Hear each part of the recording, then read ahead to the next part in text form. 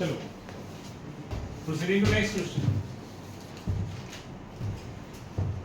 एक बार फिर से रिव्यू कर लेते हैं हमने क्या किया। बेसिक कंसेप्ट क्या है, पहले आप स्मॉल ई निकालते हैं, करंट का स्क्वायर कर दिया तो फॉर्मेट था ए स्क्वायर बी स्क्वायर 2ab, इसको इंडिकेट किया टी और cos 2 pi plus pi bye 3 value जो आप इंडिकेट करोगे 0 ही आएगी। सेम में साइन दोनों 0 के फैक्टर ही बन गया, तो आई स्क्वायर आके सिंपल कर दिया, आंसर आ गया। ठीक है,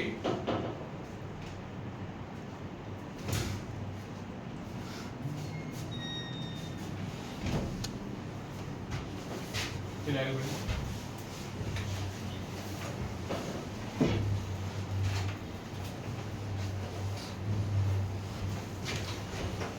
हाँ जी, नेक्स्ट क्वेश्चन, क्वेश्चन नंबर 2। ये थोड़ा सा मुश्किल क्वेश्चन है। अब रखा है voltage E equals to 20 sin 300t। आपको average value of voltage over one cycle में हमेशा 0 होती है। ये कंप्लीट साइकिल में value is always 0 because charge send किया जाता है, फिर नेक्स्ट हाफ में विड्रॉ कर लेते हैं तो becomes 0। Clear? Okay, question number 3। आपको दिया गया current I equals to 4 sin pi t plus 4 sin pi t की जगह ओमेगा t आएगा, डिस्प्रिंट है ओमेगा t आएगा plus 4 sin omega t plus 2 pi by 3 ये आएगा। करेक्ट? एक बार ध्यान समझिए, साइन को हमेशा आप लेना एक्स एक्सिस में। 4 sin t है मतलब 4 यहाँ पर है। करेक्ट है? करेक्ट है। दूसरा 4 sin omega t plus 2 pi by 3 120 degree out है। 2 पाई बाय 3 120 डिग्री मींस दूसरा वाला बनेगा आपका यहाँ बन जाएगा 4। कितना एंगल बीच में आएगा? 120। अब दो वेक्टर्स की वैल्यू इक्वल है, एंगल 120 का रिजल्टेंट किसके इक्वल आता है? इनटू इधर 1 कितना आ जाएगा फिर आगे पास 4 ही आ जाएगा। ऑप्शन इज फोर्थ पार्ट सही है। Next question, question number 4। Fourth question रखा वो करंट इक्वल्स टू 2√2 sin तो पाई टी ओमेगा टी लिखा हुआ है plus pi by 4।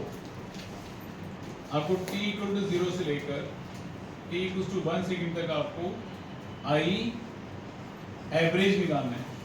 I average, correct? तो करंट का फॉर्म में क्या होता है? dq by dt। तो बस क्या चार्ज आ जाएगा? थोड़े पीछे पहुंचते हैं आपको, dq आ जाएगा हमारे पास, thank you, 2√2 sin omega t plus pi by 4 dt। Integrate कहाँ से आएगा? 0 to 1 सेकेंड तक जाएगा, चार्ज 0 to q जाना है। तो q इक्वल्स टू 2√2 साइमेंटेशन क्या हो जाएगी? Minus cos omega t plus pi by 4 by omega, limits 0 to 1। We get charge equals to minus 2√2 omega get cos omega into 1 omega t है तो है pi t है, सॉरी cos pi हो जाएगा plus pi by 4 minus cos pi by 4 क्या आ जाएगा? Correct? अब cos 180 प्लस थीटा कितना होता है? Yes mister Ayush Khan. हाँ, तो जाएगा cos pi by 4 minus cos pi by 4 कितना हो जाएगा ये? तो चार्ज क्या हो गया? 0। तो बस आई एवरेज कितना हो गया? 0 आंसर। कौन सा ऑप्शन सही हुआ आपका? First part. तो ये क्वेश्चन में पाई रहेगा ओमेगा टी की जगह। हाँ जी, थर्ड क्वाड्रेंट में नेगेटिव नहीं आएगा नेगेटिव प्लस थीटा पॉजिटिव होता है।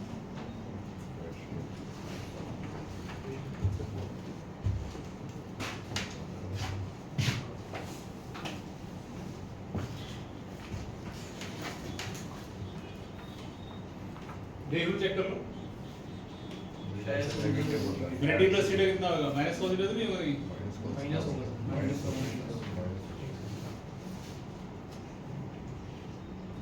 हाँ mister Devasya minus cos theta are you sure इसका आंसर क्या है सोल्व कर लेगा हाँ 4√2 by पाई 4 का 4 है 2√2 दे रखा है इसका मतलब ये 0 तो नहीं है तो माइनस चेक कर लेते हैं माइनस ही हो गया ओके ओमेगा की जगह पाई आ जाएगा यहाँ पे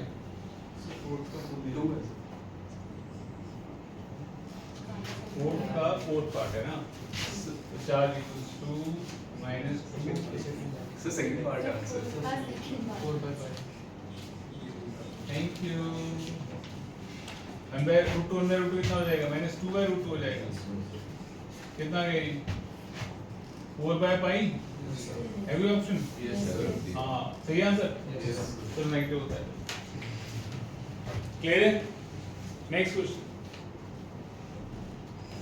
क्वेश्चन नंबर 5 आपको दे रखा है current equals to 5 + 5 sin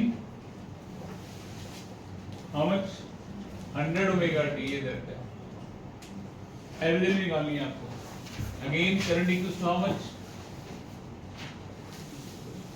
current equals to dq/dt average value का फॉर्मूला क्या होता है basic formula Geetali basic not I'm asking the in case of RMS value of जो सेंस प्रेडिक्शन आ रहा है I by half time t 1/2 I average formula basic 2i0/pi अरे नहीं बाबा basic formula क्या है होता क्या है एवरेज ऋषिका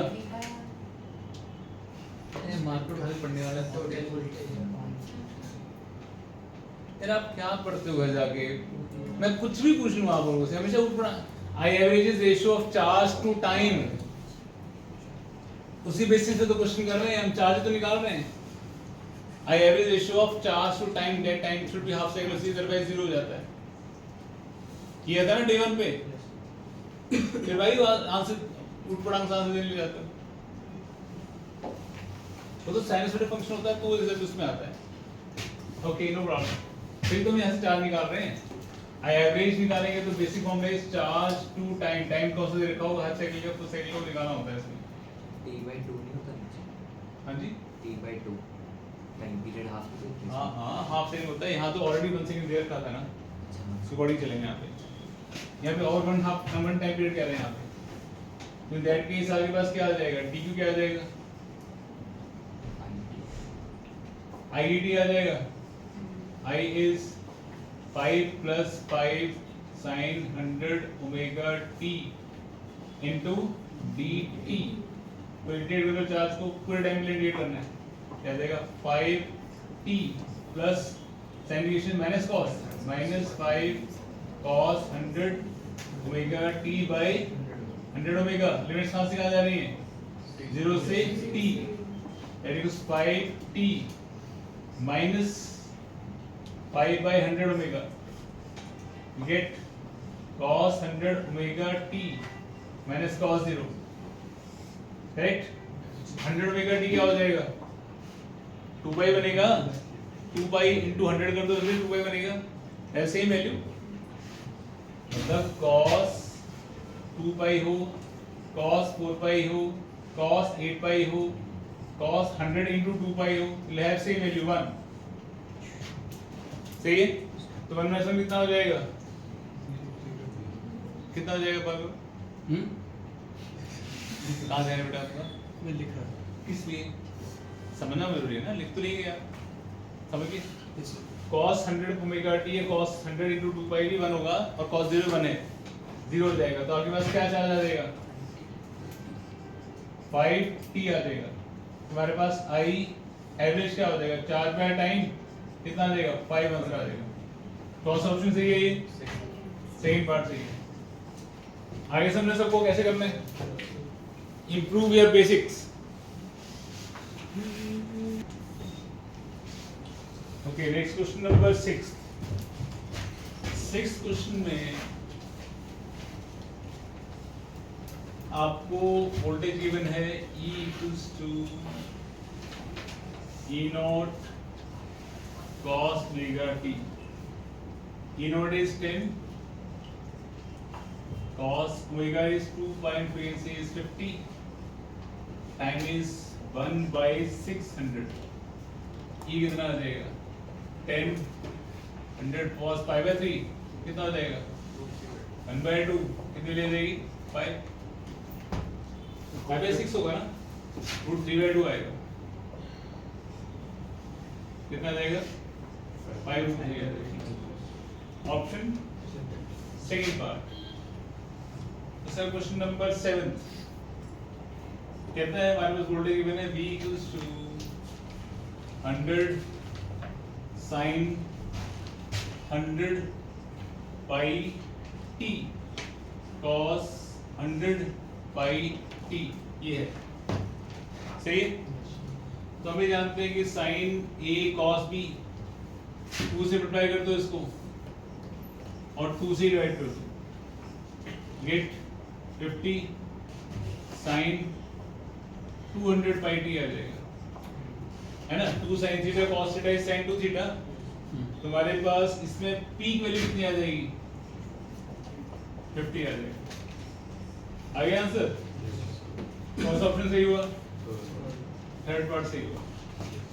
क्वेश्चन नंबर 8। ये क्वेश्चन कहता है मीन आंसर हाफ साइकिल में, हाफ साइकिल में वोल्टेज तो कांस्टेंट ही है, वोल्टेज V नॉट है, is not varying basically half cycle के लिए, इज नॉट वेरिंग ना। तो इन दैट केस आपकी V RMS या V एवरेज दोनों की वैल्यू सेम रहेगी, नॉट चेंज। कांस्टेंट वोल्टेज के लिए कोई रूल नहीं हुआ, जहाँ फ्लक्चुएटिंग आता है वहां पे काम करना पड़ता है, समझ गए। Next question, question number 9। आपको निकालना आर्मेचर करंट, ऐसे ग्राफ भी बने, यहां से पीक वोल्टेज V नॉट है, उसके बाद 3/4 के बाद वोल्टेज चेंज नहीं हो रही T तक, हमें RMS वैल्यू निकालनी है। क्या निकालनी, इन दैट केस जो भी हीट पैदा करेगी वोल्टेज वो T/4 टाइम में करेगी, T/4 है ना। तो स्मॉल हीट का फॉर्मूला क्या हो जाएगा, या V square by R time is T/4। T/4 formula कर रही है ना। और बेसिक फॉर्मूला क्या होता है, V स्क्वायर बाय RT, ये होता है ना। तुम्हारे पास ये भी इफेक्टिव होती है, तो RMS वैल्यू क्या आ जाएगी, V नॉट बाय 2 आ जाएगी।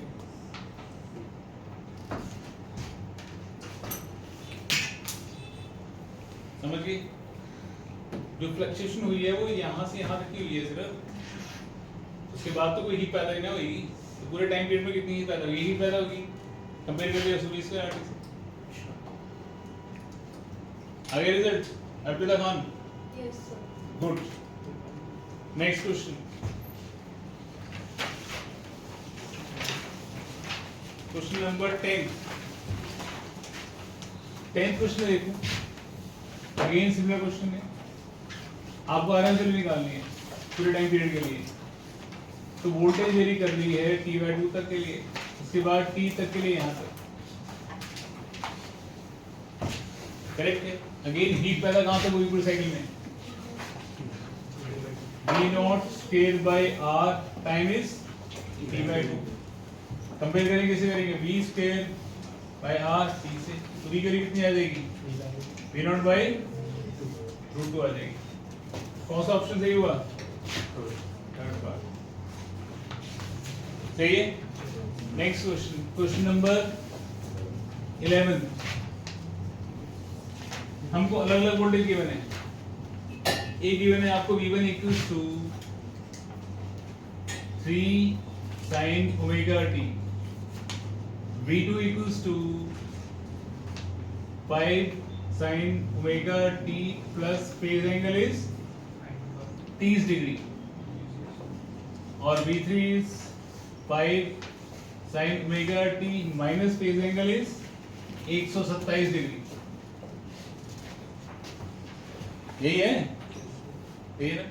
तो हम ही जानते हैं कि साइन वाला तो यहाँ बनेगा, यहाँ पर आ गया आपके पास 3, एक साइन के साथ कितना आगे जा रहा है 30 डिग्री पर, 30 डिग्री पर जाओ इसको, यहाँ आ गया 5 at an angle of 10 degree. एक नीचे जा रहा है 127 डिग्री पर, विच इज 90 प्लस 37, इसका मतलब एक से यहाँ आ जाएगा। L is 5 again, angle is this one is 37 degree। यही हुआ साइन वाला आपका आता है एक्स एक्सिस में, जो भी एंगल उसके अकॉर्डिंग बना लो। साइन से 30 प्लस था तो ऊपर बना दिया, 127 नीचे था तो 90 प्लस 37 नीचे बना दिया। समझ गए? अब रिजॉल्व कर लो इसको। एंगल के साथ कॉम्पोनेंट क्या होता है cos 30, तो cos 30 रूट 3/2, दूसरा component sin 30 5/2, cos 37 4, sin 37 3, correct. अब ये 3 और ये 3 ऑपोजिट डायरेक्शन में कैंसिल आउट, क्या बचा इस डायरेक्शन में 5 रूट 3/2, ये 2.5 और ये 4, माइनस से कितना आएगा 3/2 आ जाएगा, इंग्लिश में 0.5 कहते हैं। तो रिजल्टेंट वोल्टेज क्या हो जाएगी हमारे पास रूट ऑफ 3/2 9/4, 25 75 75/4, कितना हो जाएगा ये 84/4, ये आएगा ना। 84 कितना होता है 2 रूट 21/2, कितना आ गया रूट 21। निकालने के पीक करंट निकालना है, क्या निकालना है? अब पीक करंट कैसे निकलेगा? Peak current is peak voltage by resistance, तो रूट 21 वोल्टेज है, रेजिस्टेंस कितना है 7/3, 7/3 हो जाएगा रूट 9, कितना आ जाएगा 3 एम्पियर आ जाएगा। कौन सा ऑप्शन है ये? Third part.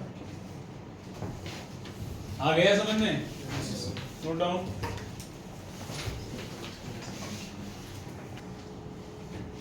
हाँ जी, क्वेश्चन नंबर 12 क्वेश्चन में अगर आप ग्राफ देख रहे हैं तो ये हमारे पास है वोल्टेज ग्राफ, डॉट डार्क वाला, डॉटेड वाला करंट ग्राफ। ये गाली रखी है, मतलब करंट वोल्टेज से पीछे है, करंट वोल्टेज से पीछे है, मतलब जब वोल्टेज 0 हो रही है करंट उसके बाद 0 हो रहा है, या वो मैक्सिमम जा रहा है उससे ज्यादा, करंट वोल्टेज से पीछे है, मतलब कौन सा सर्किट हो गया इंडक्टिव सर्किट होगा। इंडक्टर में ही करंट वोल्टेज से पीछे होता है, कैपेसिटर में लीड करता है। Option is a part. Question number 13 आपको वोल्टेज दे रखी है V equals to V0 sin omega t,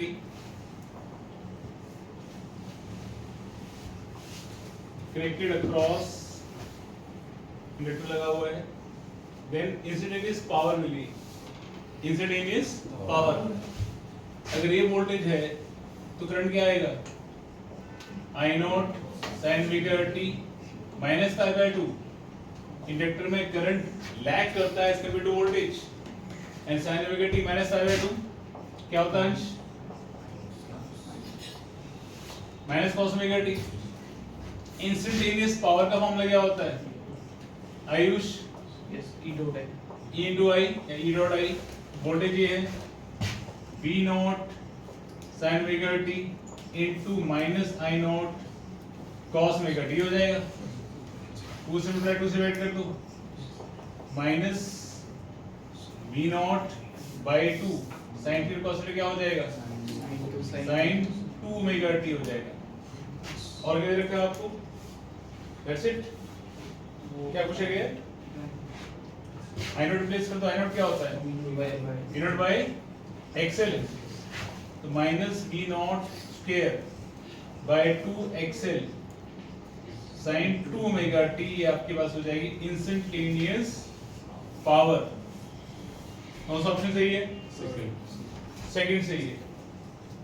question number 14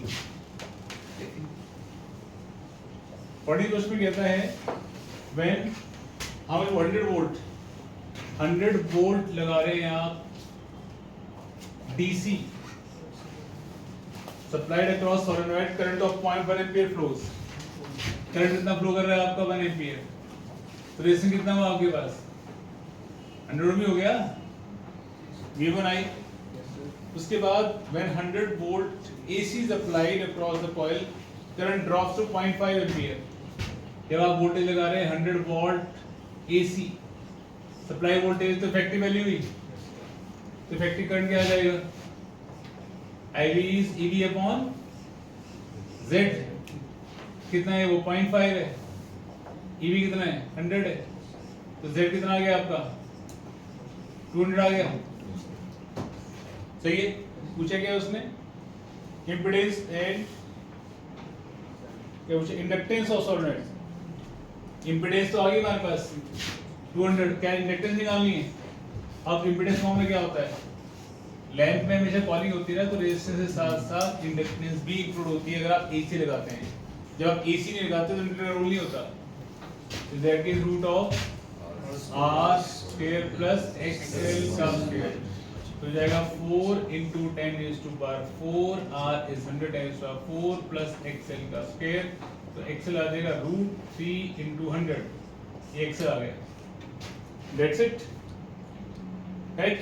XL equals to क्या होता है L omega, 1.732 into 100 equals to L omega is 2 by frequency, how much frequency is 50, ठीक cut जाएगा। L value कितनी आ जाएगी 1.732 अपॉन 3.142, 3 6 18, 6 के 0.6 से आसपास होगा 0.55।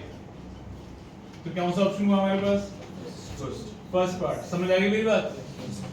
जब आप किसी भी इंडक्टर कॉइल को या लैंप को डीसी में लगा रहे हो, डीसी में इंडक्टर का कोई रोल नहीं है, तो सिर्फ आपके पास करंट जो आएगा वो V/R आएगा, तो वहां से रेजिस्टेंस निकालिए इसको। जब आप उसी लाइन को ईसी में लगा रहे हो तो रेजिस्टर इंडक्टर दोनों काम करेंगे, वह करंट ड्रॉप्स टू 0.5, तो वहां से इंपीडेंस निकाल दी, फॉर्मूला था √R से XL निकाल दी, XL से L निकाल दिया। अगले नेक्स्ट क्वेश्चन, क्वेश्चन नंबर 15 कहता है bulb is rated of 100 volt and 100 what. ये बल्ब की रेटिंग है 100 वोल्ट एंड 100 वॉट, ये कहानी है। अब पावर इक्वल्स टू क्या होती है VI, तो कितना करंट बर्दाश्त कर सकता है वो 1 एम्पीयर। पावर का फॉर्मूला और होता है V²/R, तो कितना रेजिस्टेंस ले सकता है 100 ओम ले सकता है, करेक्ट। तो आपने बल्ब की रेटिंग निकाल दी, कितना करंट बर्दाश्त कर सकता है और कितना उसका रेजिस्टेंस हो सकता है, ठीक है। अब उसी बल्ब को लगा रहे हैं आप एसी में 200 वोल्ट 50 हर्ट्ज, क्या निकालना है, फाइंड आउट द इंडक्टेंस निकालना है। एसी वोल्ट की जो हमारे पास वोल्टेज है, सप्लाई वोल्टेज वो 200 है और जो फ्रीक्वेंसी है वो 50 हर्ट्ज है। फिर आपको लास्ट क्लास में समझाया था, अगर आप किसी भी इंस्ट्रूमेंट को डीसी से एसी में कन्वर्ट कर रहे हैं और आप चाहते हो सेम एफिशिएंसी से चले या ग्लो करे, इन दैट केस डीसी का जो आपका पीक करंट है, एसी का वो इफेक्टिव करंट होना चाहिए, करेक्ट है। इट मींस हमारे पास डीसी में जो करंट था 1 एम्पीयर, वो एम्पीयर आपका एसी का इफेक्टिव करंट होना चाहिए। इन दैट केस आपके पास जो इफेक्टिव करंट मिल जाएगा हो गया आपका 1 एम्पीयर, तो इंपेडेंस जो आ जाएगी 200। निकालना है हमने इंडक्टेंस L निकालना है, impedance equals to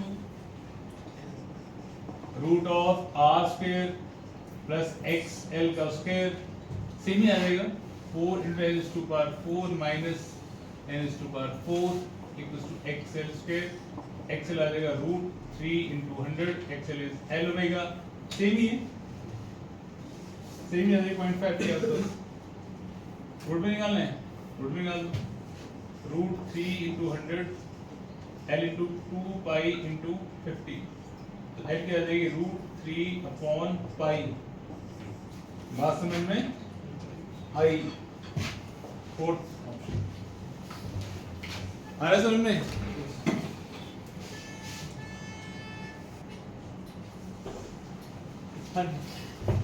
Coil of inductance L is connected in series with bulb B as in the CC source. Brightness of bulb decrease कब करेगी? अगर आपने बल्ब लगा रखा है इंडक्टेंस के साथ, करंट का फॉर्मूला होगा EV by XL. XL होता है L ओमेगा. करेक्ट? करंट से ब्राइटनेस आती है. ब्राइटनेस बढ़ाना है, करंट बढ़ाना पड़ेगा. ब्राइटनेस घटाना है, करंट घटाना पड़ेगा. करंट कब बढ़ेगा? जब L बढ़ेगा. L कब बढ़ेगा? जब आप सॉफ्ट आयरन कोयल उसके अंदर इंसर्ट कर देते हैं. जब आपके पास सॉलिड होता है सिंपल एयर कोर के साथ, और जब आप उसके अंदर मीडियम कोर डाल देते हैं, तो ऑब्वियसली इसका L इससे ज्यादा होता है. करेक्ट? L बढ़ जाएगा तो XL बढ़ जाएगा, XL बढ़ जाएगा तो करंट आपका कम हो जाएगा, ब्राइटनेस कम हो जाएगी. Clear? Okay, next question. Question number 17. Bulb and capacitor connected in series. आपने एक बल्ब लिया, एक कैपेसिटर लिया, क्रॉस एसी सोर्स लगा दिया, ये लगा दिया. If it's frequency is increased, अगर आप फ्रीक्वेंसी बढ़ा रहे हैं, ऑब्वियसली जो करंट फ्लो कर रहा होगा सर्किट में वो जाएगा EV by impedance root of R square plus XC is 1 by C omega का स्क्वायर, क्योंकि कैपेसिटर लगा हुआ है. अगर आप फ्रीक्वेंसी बढ़ाएंगे तो इंपेडेंस कम होगा, तो ब्राइटनेस बढ़ेगी. तो क्या होएगा? बल्ब मोर इंटेंस लाइट से ग्लो करेगा. सही? Next question. Question number 18. Capacitive reactance will necessary in order to run a bulb of the same when connected to AC source. Okay, bulb है हमारे पास रिलेटेड. ये बल्ब है जिसकी power है 10 what, voltage है 60 वोल्ट. कितना करंट खाएगा? I equals to P by V. 10 by 6, 1 by 6 current खा सकता है सिर्फ. रेजिस्टेंस क्या होएगा? Power equals to V square by R. Resistance is V square by P. V square 3600 by P. 360 ओम का रेजिस्टेंस है. सही? आप उसको लगा रहे हो इसी सोर्स के साथ, तो आप कैपेसिटिव रिएक्टेंस निकाल लें. ऑब्वियसली जो DC में आपके पास करंट है, AC का अफेक्टिव होना चाहिए. तो आपके पास इफेक्टिव करंट आ गया है 1/6 एंड करंट आ गया हमारे पास, वोल्टेज गिवन 100, EV given 100, तो impedance equals to EV by IB. EV is 100, IB is 1/6, तो 600 आ गई आपकी impedance. It's root of R square plus XC का स्क्वायर, ये हो जाएगा. करेक्ट है? तो 636 10 is to power 4. R कितना है हमारे पास? 360. तो 360 into 360 प्लस XC का स्क्वायर, यहाँ से XC आ जाएगा. निकालना क्या हमने? XC ही निकालना है, सॉल्व करना है. 19. आपको सोर्स वोल्टेज गिवन है E equals to 100 root 2 sin 200 t connected to capacitor of capacity 1 microfarad. Armature value निकालना है. आगे पास पीक वैल्यू है 100 रूट 2. इफेक्टिव वैल्यू आ जाएगी पीक वैल्यू बाय रूट 2 100. तो हमारे पास आरएमएस करंट क्या आ जाएगा? EV bye XC. XC क्या होता है? 1 by C omega. 100 C is how much? 1 microfarad. Omega is 200. ये है ना? इस ओमेगा 200 कितना आ जाएगा? 0.02. ये कह सकते हैं आप उसको 20 मिली एम्पियर. ये Done? Simple question. Next question. Question number 20th. Given graphs depict the impedance of two reactive impedance x1 x2 or the frequency of this thing. तो सिंपल सी बात है. Impedance frequency का किसका घटता है? xc का घटता है. और किसका बढ़ता है? xl का बढ़ता है. तो x1 हुआ आपका कैपेसिटर और x2 हुआ इंडक्टर, थर्ड पार्ट. जानते हैं आप इस फॉर्मूला? xc का फॉर्मूला क्या होता है किताली? xl का फॉर्मूला ऑब्वियसली मेगा से रेसिप्रोकल प्रोपोर्शनल है, डायरेक्ट प्रोपोर्शनल है. एवरेज का. Okay. Next question, question number 21. 110 volt 60 what lamp है. 110 वोल्ट 60 वॉट लैंप है. तो क्या करंट आ सकता है?